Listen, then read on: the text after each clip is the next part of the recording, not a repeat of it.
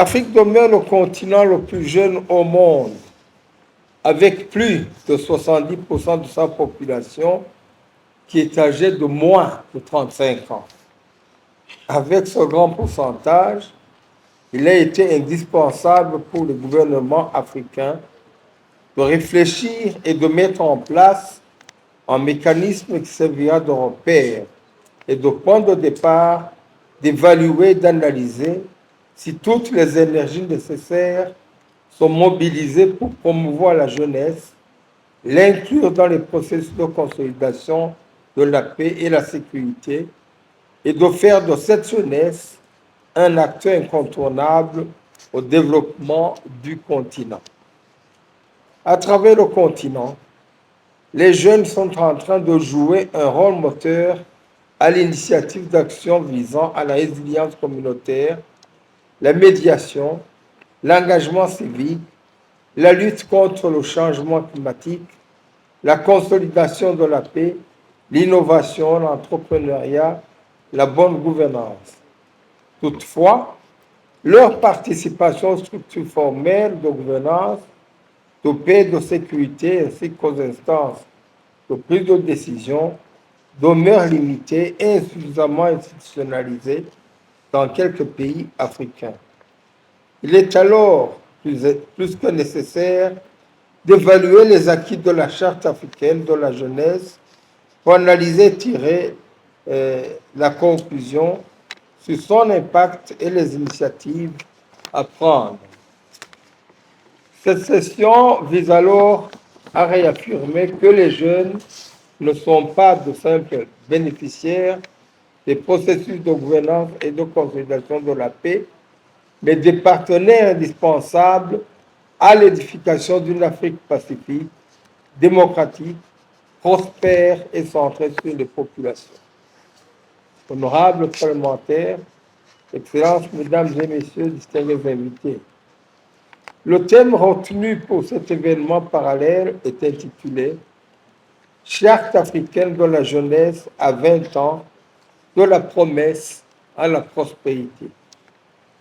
Ce thème est un réveil aux États africains pour s'évaluer des pas franchis dans la mise en œuvre de cette charte africaine,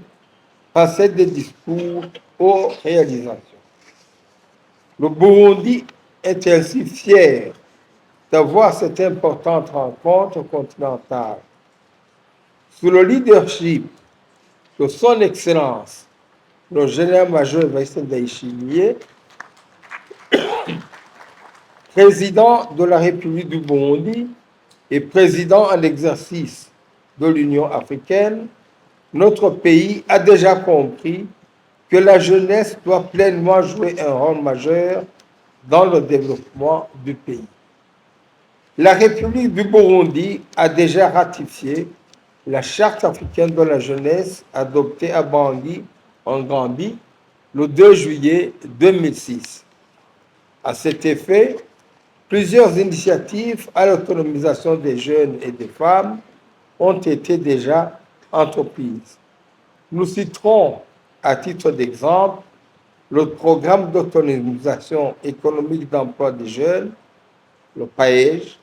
la Banque d'investissement des jeunes, BIJ, la Banque d'investissement et de développement des femmes, BIDF, le Centre polytechnique de formation et de reconversion professionnelle de Roussi, l'Agence burundaise pour l'emploi des jeunes, l'organisation de la semaine dédiée à l'innovation des jeunes, etc. Là, nous avons cité quelques éléments clés qui montrent clairement que le gouvernement burundais est vraiment engagé dans ce processus d'inclusion des jeunes dans la recherche et dans la stabilisation de la sécurité et de la paix, condition sine qua non pour le développement de nos pays et de l'Afrique tout entière. Aujourd'hui, Son Excellence, le général-major Evariste Ndayishimiye, président de la République du Burundi et champion de l'agenda de l'Union africaine pour la jeunesse, la paix et la sécurité, assure actuellement la présidence de l'Union africaine. Cette présidence coïncide avec le 20e anniversaire de la Charte africaine de la jeunesse et dont la préparation par le mécanisme africain d'évaluation par les pairs, MAEP, du rapport sur la gouvernance en Afrique 2027, est destinée à être présentée au sommet des chefs d'État et de gouvernement sur le MAEP ainsi qu'à la conférence de l'Union africaine. Par conséquent, cet événement parallèle constitue alors une opportunité politique unique de porter les priorités de la jeunesse africaine en matière de développement des jeunes, de gouvernance, de paix et de sécurité, jusqu'aux plus hautes instances décisionnelles au niveau national, régional et continental.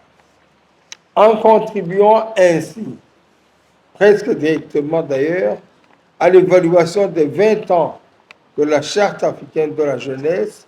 ainsi qu'au rapport sur la gouvernance en Afrique, cet événement garantira que les voix,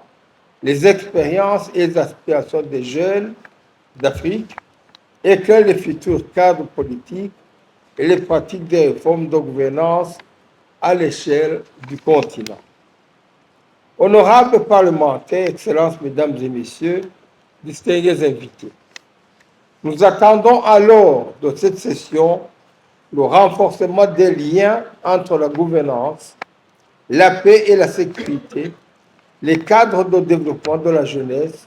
le renforcement de la collaboration entre les institutions de l'Union africaine,